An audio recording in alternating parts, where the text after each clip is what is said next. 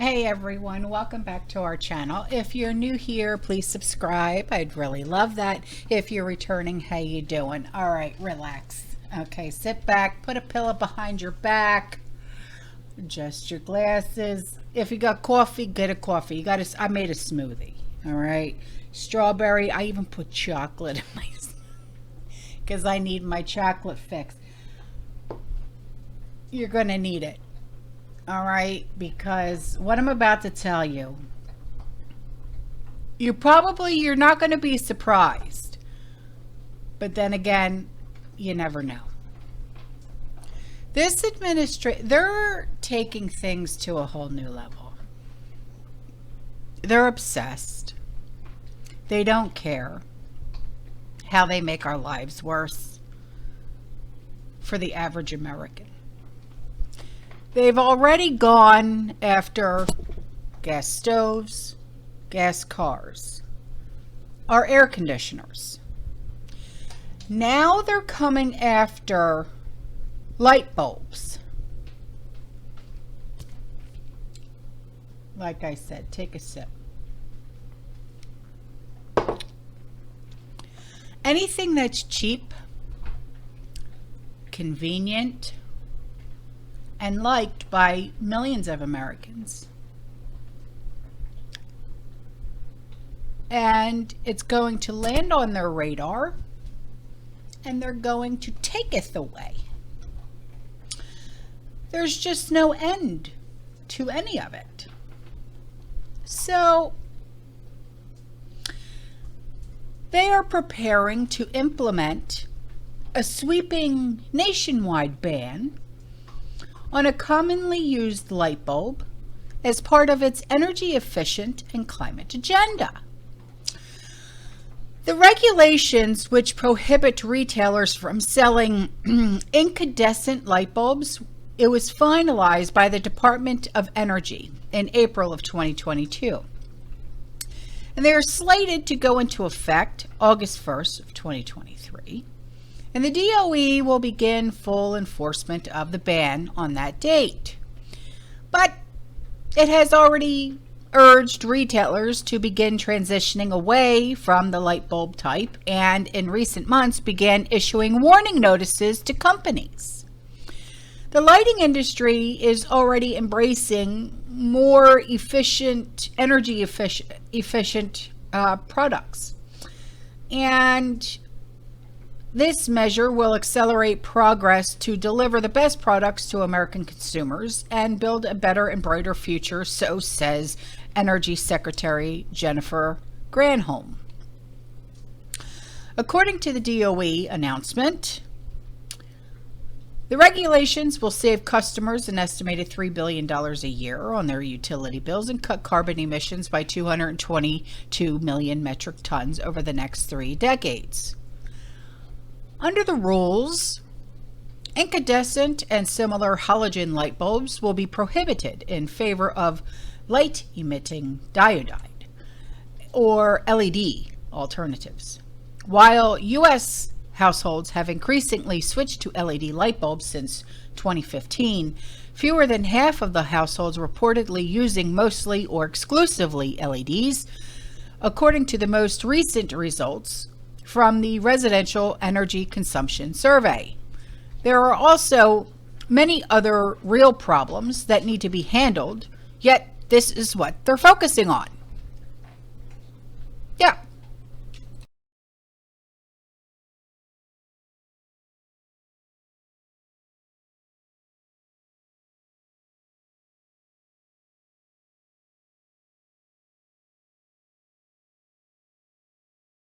And it's not going to stop. They will keep doing this as long as they are in power. So ask yourself, what type of light bulbs do you use in your house? And when you answer that question, do not be in panic mode person and go and clear the shelves. Just go and buy a few extra boxes. Because Lord knows, when one light bulb goes, you know that the rest of them follow suit. And you don't want to be in the flippin' dark. Unless you just want to walk around your house with candles lit or a flashlight. So do yourself the favor, go buy some light bulbs. You know, this is just becoming,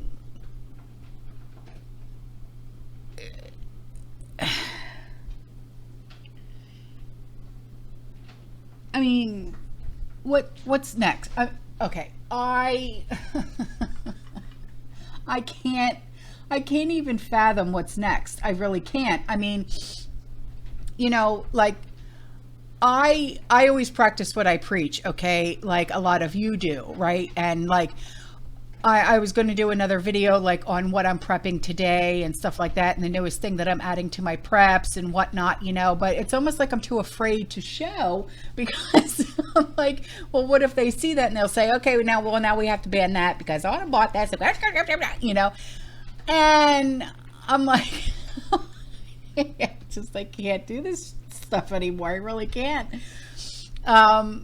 You know, it's like, the one thing that I just bought was an ice machine, and it's a little countertop ice machine, and I'll leave the link in the description box below for you guys, okay?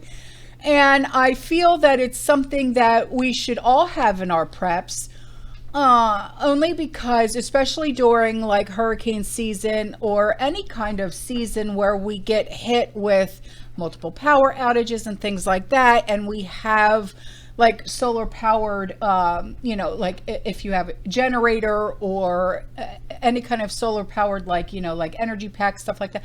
Okay, this thing can be plugged in, and at least, you know, you'll have ice, and you could put your you know, your meats and stuff like that on ice or whatever.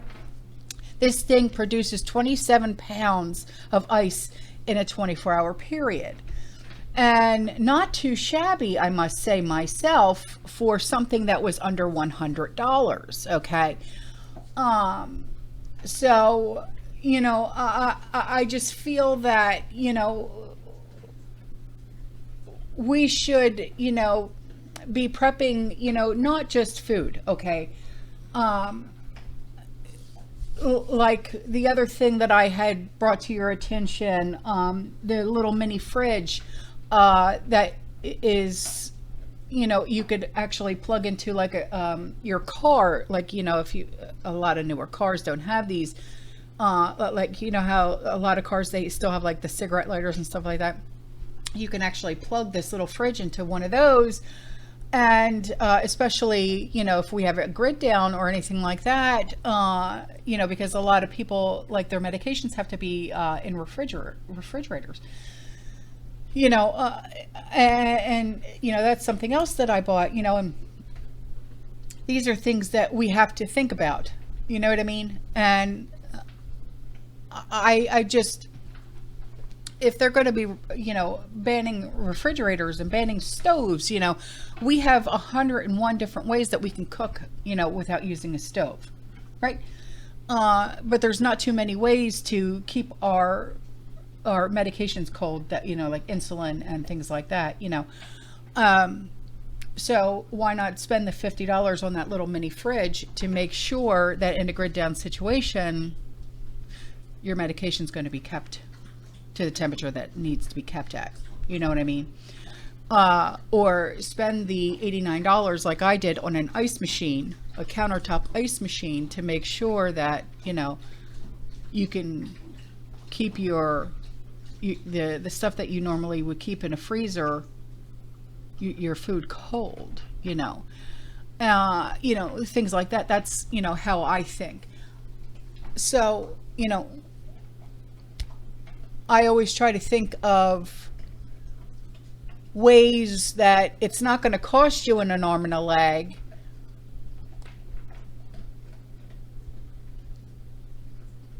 and it's like, you know, on the cheaper side of prepping,